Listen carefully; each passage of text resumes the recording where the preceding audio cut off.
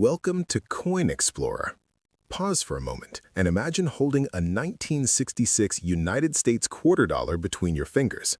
At first glance, it appears completely ordinary, the same kind of coin that has passed through millions of hands over many decades.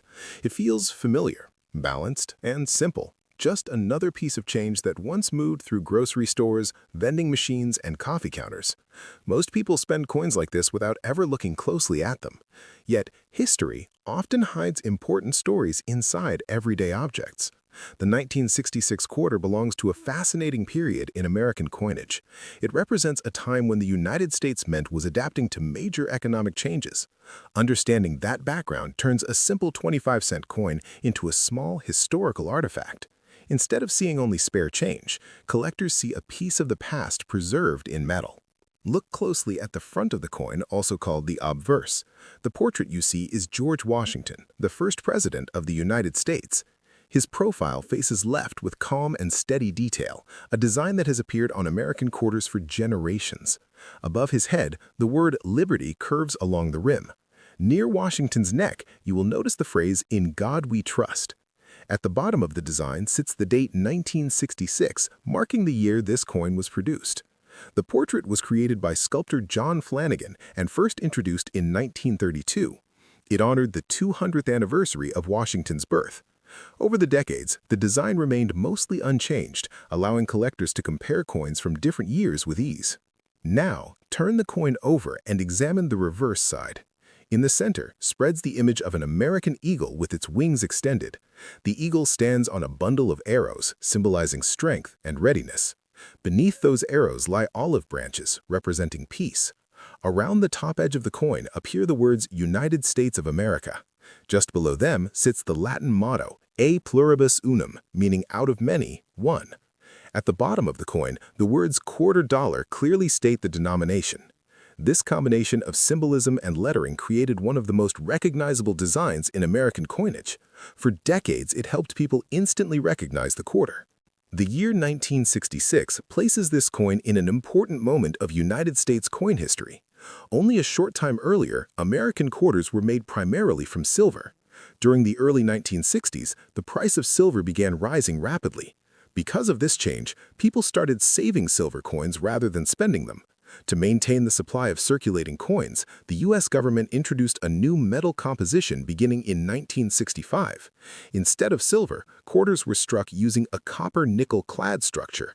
The outer layers contain copper-nickel alloy, while the center contains copper.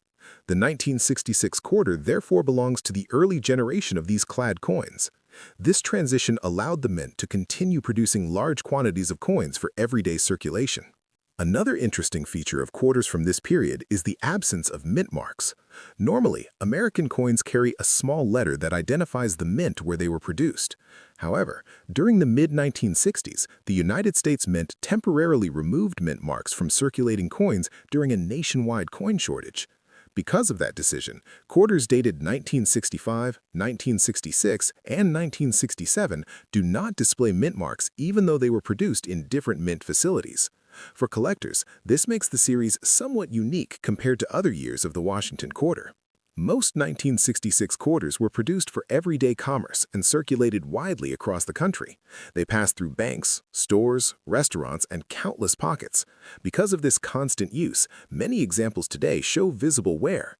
Edges may appear smooth, the surface may contain small marks, and the original shine often fades after years of circulation.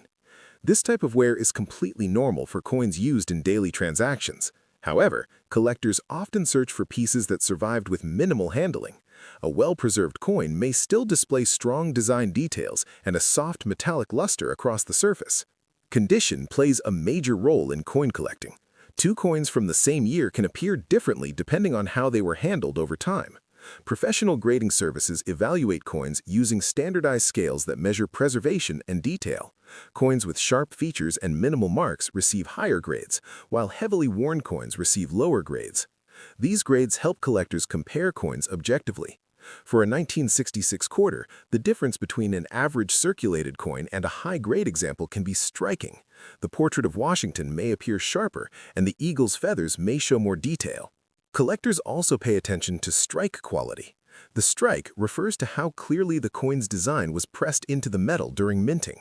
A strong strike produces crisp lines and detailed features. A weaker strike may leave certain areas looking slightly soft. On Washington quarters, collectors often inspect Washington's hair detail and the eagle's wings to judge strike strength.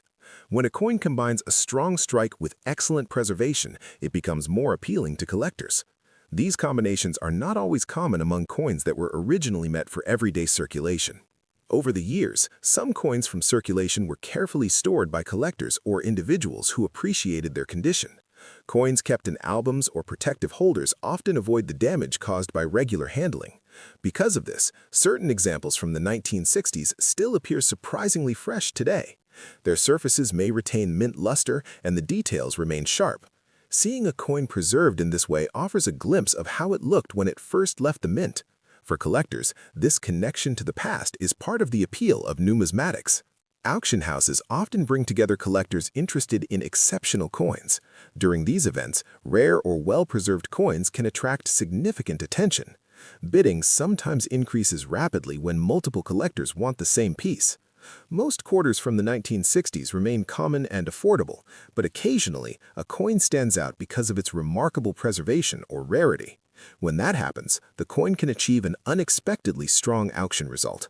Within numismatic discussions, an extraordinary example connected with the 1966 quarter series has been reported with an auction result near $948,000.